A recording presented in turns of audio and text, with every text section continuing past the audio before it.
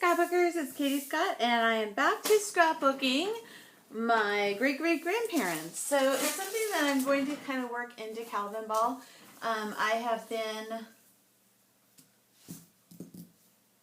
it's March 1st, 2016.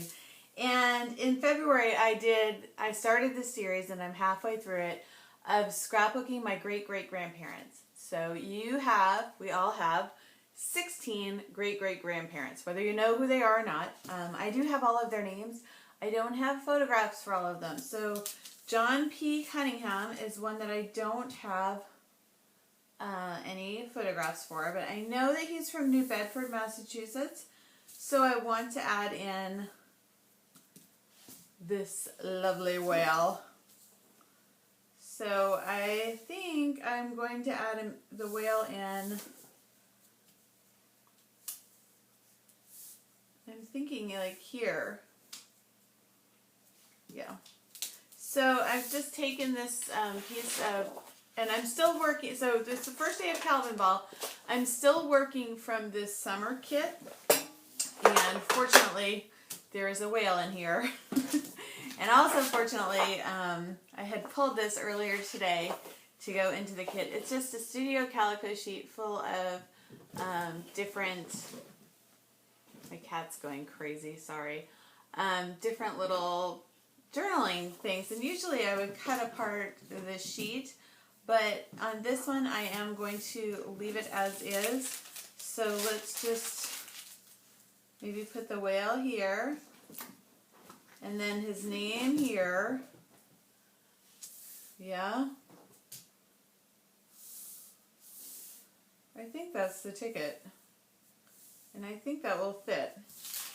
And then I will just go ahead and in each of the boxes kind of write summaries of what the census said, or what a marriage record said, or, you know, whatever about his life.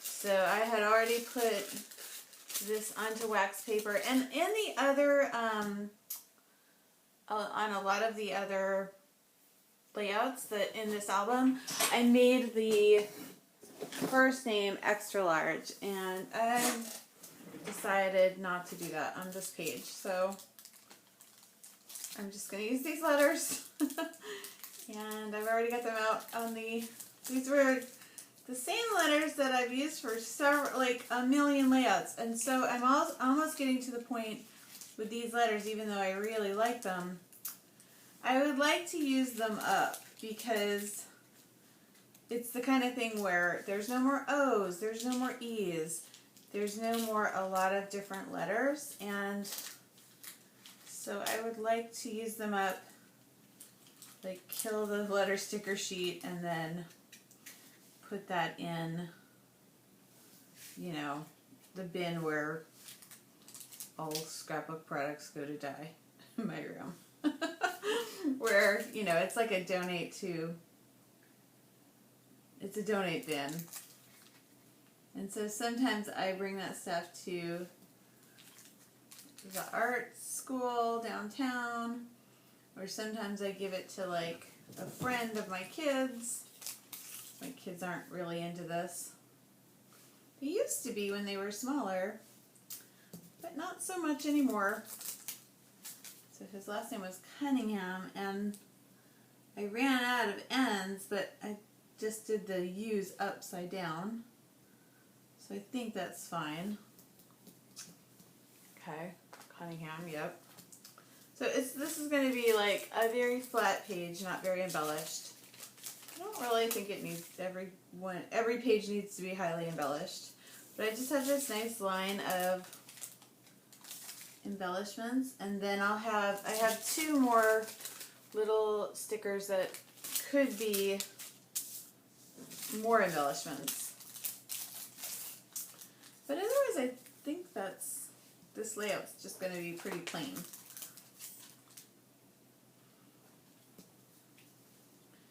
Yeah, these, can you tell that's an N? The N's look odd. So John, and I think his middle name was Preston, but I'm not for sure at this point, so I'm just going to write what I know. So now I will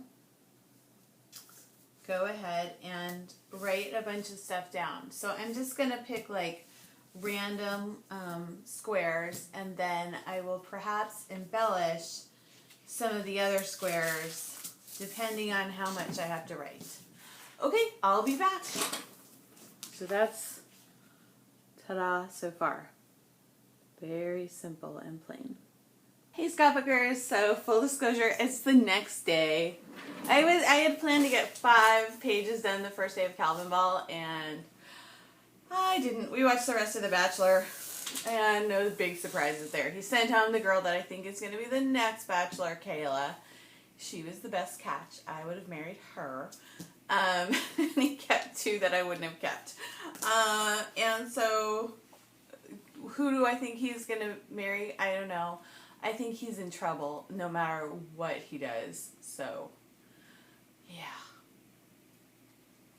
Or he could just, you know, become a polygamist and they could all get to know each other. But I don't think that's going to happen. But if they had a show like that, I would definitely watch it. Okay, let's get back to John P. Cunningham. So what's so funny is, well, it's not super funny, but so there's me, and then my mother, and then my grandfather, and then his father, who is Albert, and then John. That's this guy. So that's how he's my second great-grandfather. Anyways, John had Albert, who had my grandfather, Alan, and his brother, Preston. Well, Preston married a lady named Sally, who lived to be very, very old. And I knew her growing up. She lived in the same town as I did in Massachusetts. And so last night, I had the most vivid dream. And, like, I was like riding my bike, and she got out of a car, like she was the passenger in the backseat of a car, and she got out of the car, and I was like, oh, I thought you were dead. And she's like, oh heavens no, I'm 104. Don't you remember? Come on in and have a piece of candy. And so she was like living in an assisted living facility and wasn't actually dead, and, you know, wanted to sit down and chat with me and had boxes of old photos to go through. So, which makes me think I should get in touch with her son, who we call Ricky, but his name is really Richard, and he's a professor. He's like a big deal up in New York. Richard Cunningham. I know, like, you know, happy days. But he, so I'm wondering if he has any of the old family, the Cunningham family photos. So I'm going to try to get in touch with him via social media. I don't think he's on social media, but I think I'll be able to get a message through to him to see if there's any old Cunningham photos. So it came to me in a dream. Okay, so what did I write here? What I did was, I didn't have a lot of information about John Cunningham, but I did have the censuses. And I was able to really look through those. Like, I spent an hour or two and went through the censuses on Ancestry, where I keep my family tree, which I know you're not supposed to do, but I do that anyways. I mean, I guess I'm not that worried about having it. Like, if Ancestry disappeared, I think there would be something else. Like, all the records are still out there. But it's nice to have them written down in my own personal records.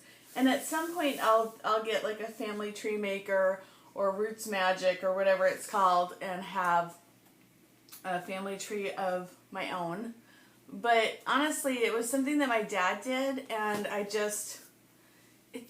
I know I have it on Ancestry, but to have, like, my own family tree that I could print out, for some reason, just feels, like, so boring.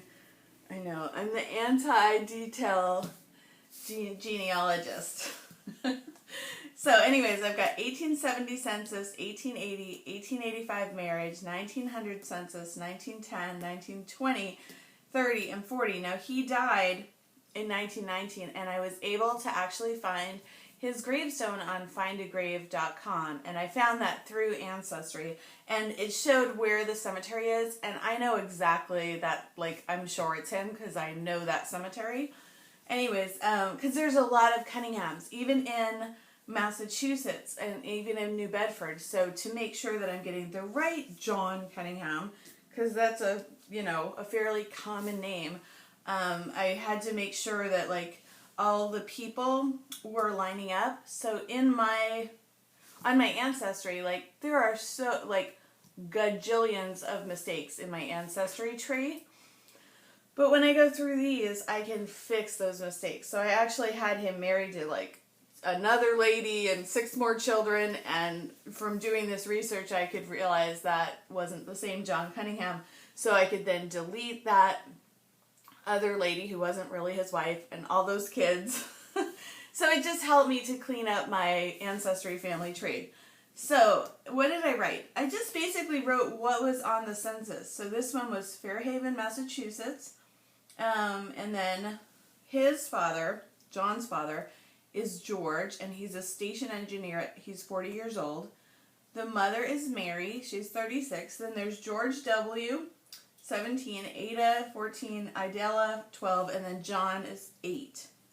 And so there's 6 children in that family at that time. So I just wrote down 6 children.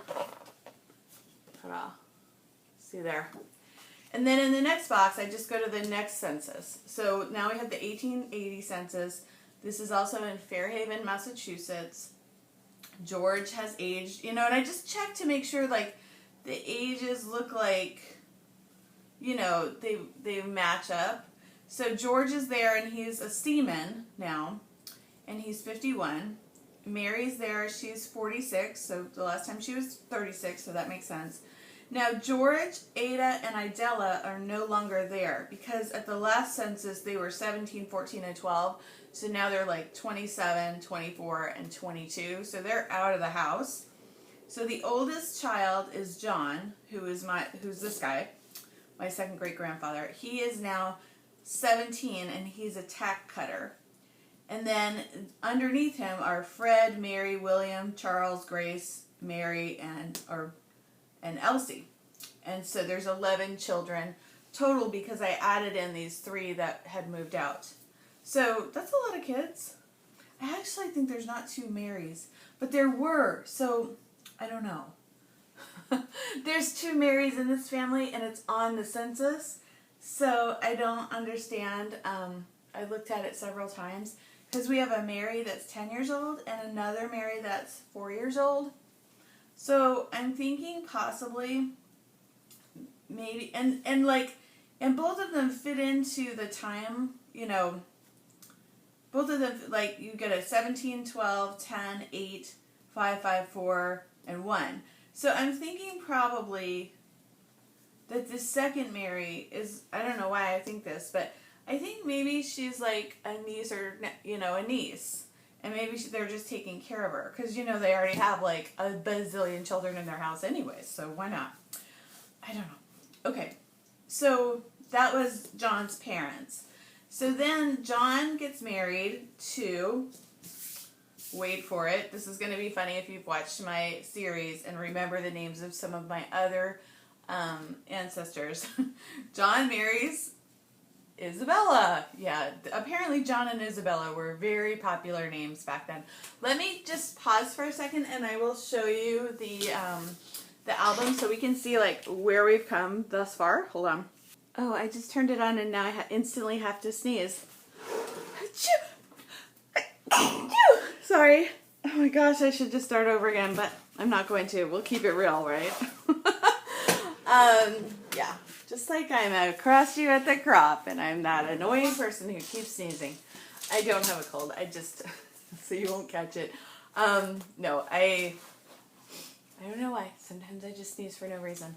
Okay, so this is the book, and so it starts with my father's my father, his father, Frank, his father, Charles, his father, Frank. So it's like my my father's father's grandfather, my second great grandfather, Frank Howard. So we have Howard and Annie. And then, so you've got 16 second great grandparents. And then what I do is I add in some just random other, like this is a page about my grandfather. Here's some Fenderson genealogy that's been written down by other people. It's like, in the first generations of the Fenderson to arrive in America was the Wallace Finlayson from Perthshire, possibly Aberdeenshire, county in Scotland. He arrived in Boston on, and I don't think he arrived in Boston, I think he arrived in Portsmouth, New Hampshire, but somebody else wrote this, not my dad. Anyways, it tells his whole story and then blah, blah, blah, blah, blah. Okay, then my grandfather's brother, Willard, who I made a page about. So these are pages that I had already made or histories that I already had. Oh, and I'm forgetting. I had printed out these censuses probably for John Cunningham. I got through most of the 16 great-grandparents, and then I need to go into the office and finish that off to print it. I like the printer better there than here. Okay, so then Willard and then current family members. Then we go to the next set of great-great-grandparents, the McElroys, and there is Robert and Anna. So lots of Annas and Annies. And then my big Nana, who was their daughter, and some printed out censuses. Some of them I decorated, some of them I didn't. Then we go to my Nana, now her 4 great-grandparents. So each time I have this span chart, it's going to be one of my own grandparents, and then it will go through their 4 grandparents. So there's Nana, and then John and Charlotte, but her name was Charlotte Isabella, so there we get that name, and John. And then we go through some of their history, my Nana. Then we have another John and Annie, but her middle name is Isabel as well. And then, okay, what's going to be really funny is, okay, here's John, here's Isabel. Okay, there we go.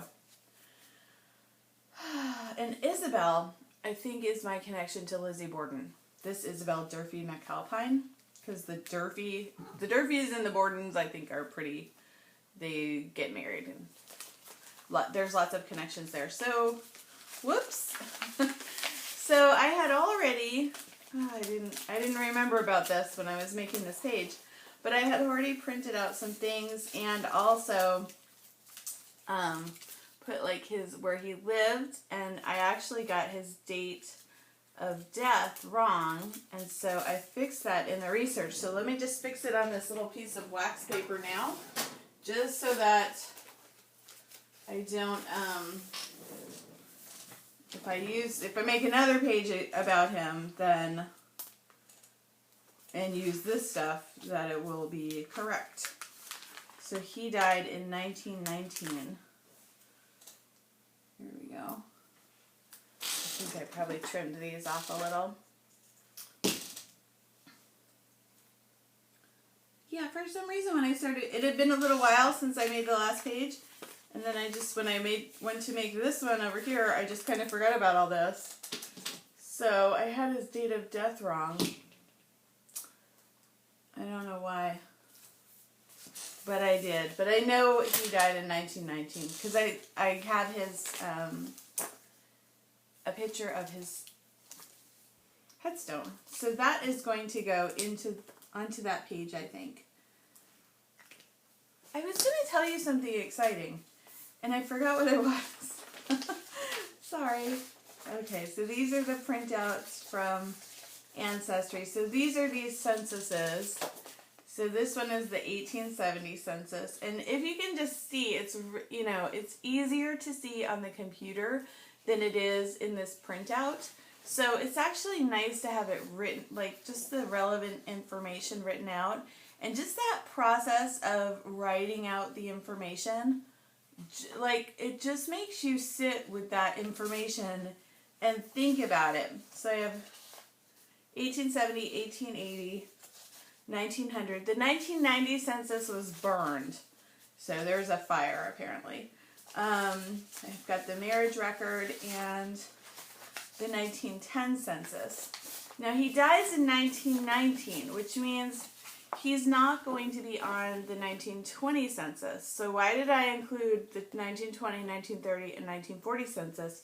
Well, because in the 1920 census, Belle, or Isabel, is listed as a widow. So therefore, I know that he died sometime between these two censuses.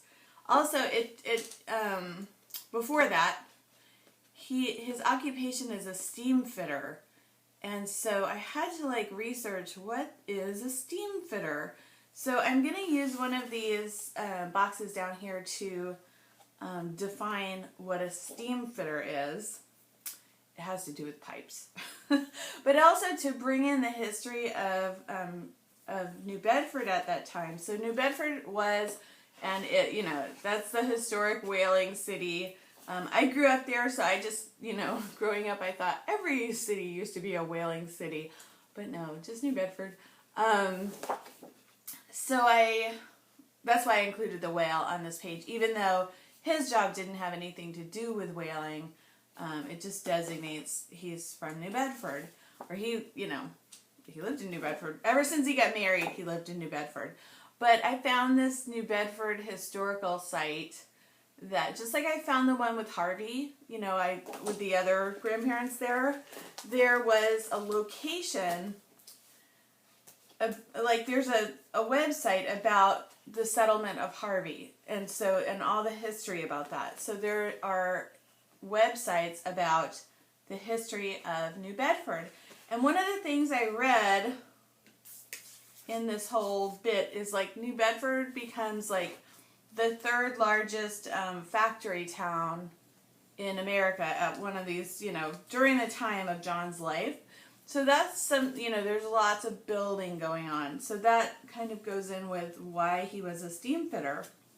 Anyways, so between 1910 and 1920, we see that Belle goes from, she goes from 50 to 60 years old, and now she's listed as a widow. And the reason that I kept going is that Belle continues to live with one of the daughters, my great-grandfather's sister Ethel, and Annie.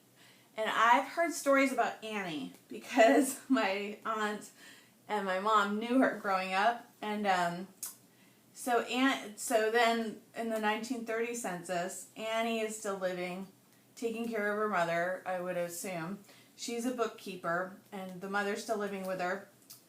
And then even in 1940, Isabel is now 80 years old, still living with Annie, who's now 50 years old.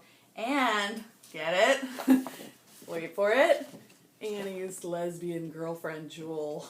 Oh, yes. And I have, I've heard stories about Annie and Jewel. And so they were, lesbians living together way back in the day. So, yeah. That's kind of exciting family history. Anyways, that's not the story for today, but I did want to bring it all the way up to Annie and Jewel, because if my aunt or mom sees this page, they're not gonna, all this is yeah, whatever. But then, oh, Annie and Jewel, we've got some stories for you. Apparently they were very, very frugal, and they were frugal lesbians. And, they used to use their tea bags twice, and they would hang them up on the line to dry so they could use them again. And my mother and my aunt thought that was just so disgusting. So, anyways, that's Annie and Jewel. And that's where she comes from. So, and of course she didn't have any children. Okay, so let's get to a couple of things. One is I'm going to print out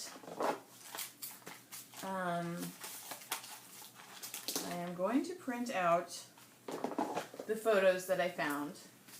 And then the second thing I'm going to do while I'm not with you, while I've got you on pause, is I'm going to contact probably my aunt and my mother, and then Richard Cunningham. Ricky is what we called him.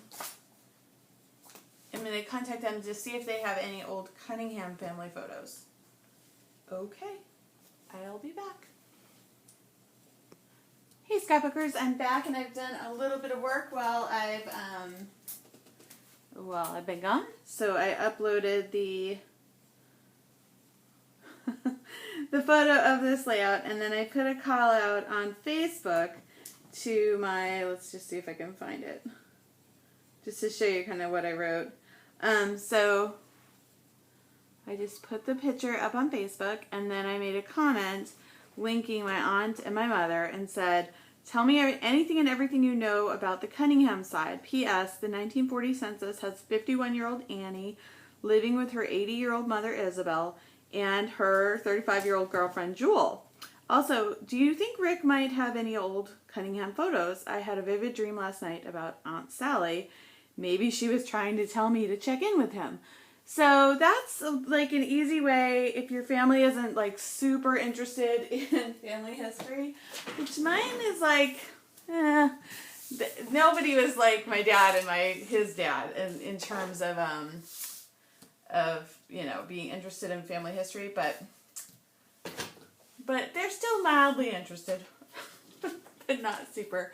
So here's a photo of John's his grave marker, and USN means U.S. Navy, but I wasn't able to find any military records of him on Ancestry. I really feel like I should have been. And also know that for sure this is the dates of his birth and death, so that was good. And then I got a picture also of the cemetery, and I've been to the cemetery, so I know. Like, I guess it could be another John Cunningham from New Bedford, but the dates of birth and the date of death really do match up. So those I'm definitely going to use. Then I Googled steam fitter because that was his job title in the 1910 census, in the 1900 census, and yeah, that's it. And before that, he was a tack cutter when he was 17, but I didn't look up what that meant. But this is a picture this guy is from Pennsylvania. This is a photograph that's in the Metropolitan Museum of Art of a steam fitter. So it's kind of like, that's kind of cool, huh? So I don't have a picture of John, but I have a picture of someone doing his job in a very artistic way. So I think that's going to go here, and then these photos are going to go right here. So just to give him some context, and then because it's so fun to have a scrapbook page with no pictures, and so I found a couple of photographs of New Bedford at about that time, so we'll go ahead and put those on too. And so that's how I'm going to do that. And then I Googled steam fitter, and I found what that was. So I wrote down, starting in 1898, the construction industry entered a period of expansion and prosperity that lasted until 1914. Steam fitters, pipe workers, and plumbers formed a united association, labor union, in 1889, the first of its kind. At the turn of the century in 1900, New Bedford was one of the largest producers of cotton yarns and textiles in the country. So I'm going to write John's job certainly was a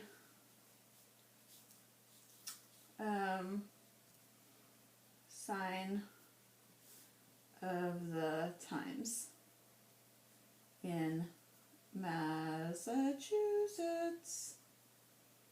So he really was, like, from what I know of him, it seems like he's a product of his environment. So this is just a bin or tray that I keep of random who knows what. But I see that I have little tiny scraps of paper here.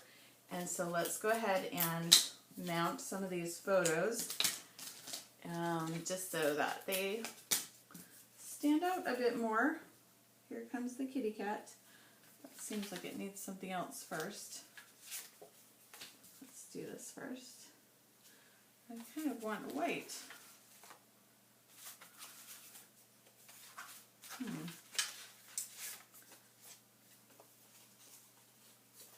we go.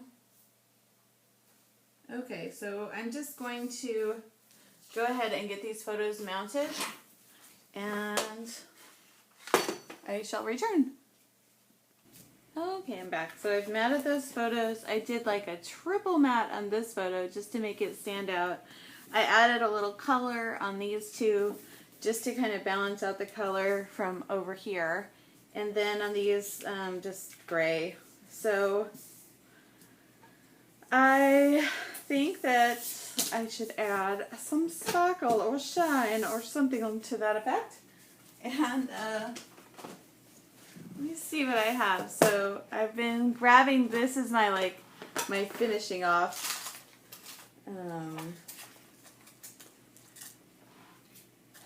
The way that I'm finishing a lot of these off, and I don't actually know exactly where anything should go here, so I think I'll just maybe just put 3 right there just to have something on this page that is dimensional. So nothing earth-shattering or even all that embellishing. But even if you're not going to, do a hyper amount of embellishment, I find that if you put a little something sparkly, just like a little different texture on the page, it's gonna help. So there is John P. Cunningham, steam fitter from New Bedford. Did you feel like you know him a little better? Yep, I do. Okay, even though I don't know a whole lot about him, I can guess he was a hard worker. I can also, the other thing I wanted to remember was he died in, this was the thought that I had, since he died in 1919 and my grandfather was born in 1920, that's a good reason why we probably don't have many family stories about him, because he was dead and gone before my grandfather was born. So let me just see if I can write that just to kind of make note of that. So I'm going to just write it in pencil right here. So John died the year before my grandpa Alan Cunningham was, I call him Grandpa Alan to my kids just so they know who I'm talking about. And his name was actually a last name, so that can probably get confusing, but it doesn't need to be. So my John died the year before my Grandpa Alan was born. Oops, I'm trying to use this mechanical pencil here, which is why we don't know a lot about him. And also, the other reason we don't know a lot about him is he was a worker. You know, he's working class guy, and he might have done okay, but we do know more about some of the other relatives that, have more fancier careers. So, yeah, like attorneys and stuff like that. And so, okay, so there is John P. Cunningham from New Bedford, Massachusetts, 1863 to 1919. My second great grandfather, a steam fitter. Okay, that's all. Thanks for watching.